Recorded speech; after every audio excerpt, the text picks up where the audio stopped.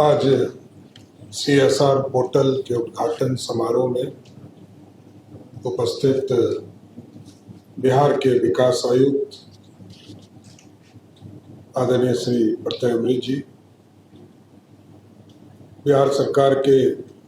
वित्त विभाग के प्रधान सचिव आनंद किशोर जी, रचना पाटिल जी, मुकेश लाल जी, एनटीपीसी के जीएम अनिल कुमार चावला जी, एचओडी आरईसी के सेरीन जी, एचडीएफसी से नरेंद्र सिंह जी, इंडस बैंक से आराधना गिरी जी, सभी पत्रकार साथीगण, सभी हमारे वरिष्ठ पदाधिकारीगण, सभी मीडिया के साथीगण और इस पोर्टल से जुड़े हुए सभी महत्वपूर्ण साथीगण। यह स्वाभाविक है, बिहार जैसा राज्य, उस राज्य में जहां देश में लगभग 50,000 करोड़ से अधिक के सीएसआर फंड देश में उपलब्ध होते हैं, उसमें से बहुत छोटी राशि लगभग 300 करोड़ भी बिहार को नहीं प्राप्त हो पाता था। और हम लोगों की चिंता तब ज्यादा हो गई जब मैं खगड़िया के जिले में कार्यक्रम में था और हमें बताया गया कि ओएनजीसी के द्वारा एक कार्यक्रम लॉन्च किया गया और पूरे जिला प्रशासन को सूचना नहीं थी। जिला प्रशासन के माध्यम से बंटने चाहिए थे जो सामान सामग्री वो बांट रहे थे। तो उस दिन पहली बार कॉल अटेंशन के तौर पर हम लोगों को लगा कि कहीं ना कहीं जो संस्था दाता के तौर पर खड़ी है वो राज्य सरकार को सूचना नहीं दे पा रही। फिर विधानसभा सत्र चल रहे थे तो उसमें भी ये प्रश्न आया कि सीएसआर में कितनी राशि हमको उपलब्ध होती है। तो ये चिंता बड़ा हम लोगों की स्वाभाविक है। माननीय मुख्यमंत्री नीतीश कुमार जी के निर्देश पर हम लोगों ने एक पोर्टल बनाया और इसके माध्यम से दो महत्वपूर्ण काम करने हैं जो प्रत्यय जी ने आपको प्रकाश डाला। एक तो जिस स्कीम में कोई सीएसआर फंड दे रहा है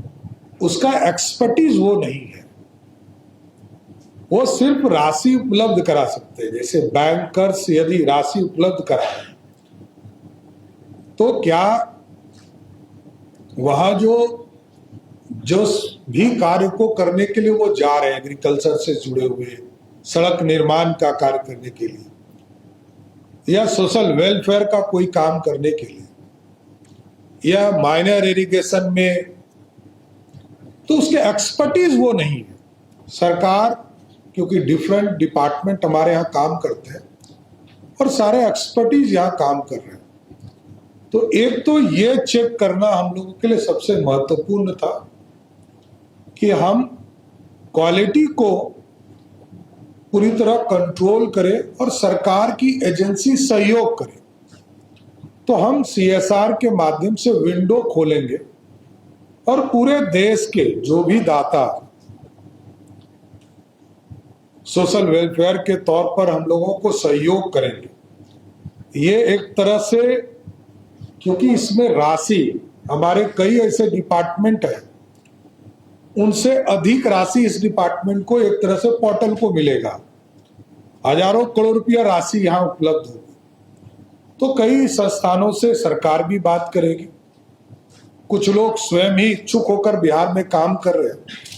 तो उनको क्वालिटी बेस और मेंटेनेंस बेस चीजें स्थापित करने का पूरा सीएसआर पोर्टल ये मदद करने का काम करेगा। दूसरा जो सबसे महत्वपूर्ण है राशि। आज यदि 300 करोड़ के आसपास राशि हमारे बिहार को मिलता है और देश में लगभग 50,000 करोड़ रुपया CSR फंड में खर्चा होता है। तो ये पूरी टीम लगकर कैसे हम इसको कम से कम 10% राशि पूरे देश से, चाहे बड़े इंडस्ट्रियलिस्ट हो या कोई PSUs हमारे हो या जो स्टेट गवर्नमेंट की कंपनीज है, उनसे सहयोग लेकर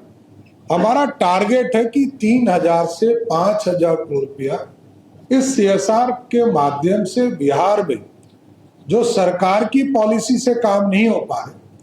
वैसे पर्यटन के क्षेत्र को या महिला सशक्तिकरण के क्षेत्र में कई चीजों को इस राशि के माध्यम से भी खर्चा करना, क्योंकि सबका मकसद स्पष्ट है कि बिहार समृद्ध हो तभी देश समृद्ध होगा। मैं बार बार कहता हूं कि बिहार की समृद्धि देश की समृद्धि है और बिहार एक जमाने में स्वर्णिम काल देने वाला राज्य रहा और इसको उस रास्ते पर ले जाना, तो बेसिक एम्यूनिटीज पहुंचाना, बेसिक चीजों को स्थापित कराना, ये मुख्य लक्ष्य रहेगा। इसलिए CSR पोर्टल के माध्यम से हम सबका स्वागत भी करते हैं और कॉरपोरेट जगत में जितने लोग हैं उनको मैं आग्रह भी करता हूं कि अब कोई भी राशि किसी इंडिविजुअल के रास्ते मत दें, सीधा CSR पोर्टल पर आप अपनी राशि उपलब्ध करा दें। पूर्ण रूप से सरकार को यदि ये भी सुझाव आप देंगे कि इस सेक्टर में हम काम करना चाहते हैं, तो सरकार इसका जवाब देगी और पूरे प्लानिंग के साथ आपके साथ बैठकर इस पूरे राशि को उचित जगह पर खर्चा करने का काम किया कर सके। इसलिए आज CSR पोर्टल के इस शुभारंभ में मैं पूरे वित्त विभाग की टीम को और पूरी सरकार के जो लोग इसमें लगे हैं, सबको मैं धन्यवाद देता हूं विशेष तौर पर कि अलग से राशि हमें प्राप्त होगी जिससे बिहार आगे बढ़ पाएगा। बहुत बहुत धन्यवाद।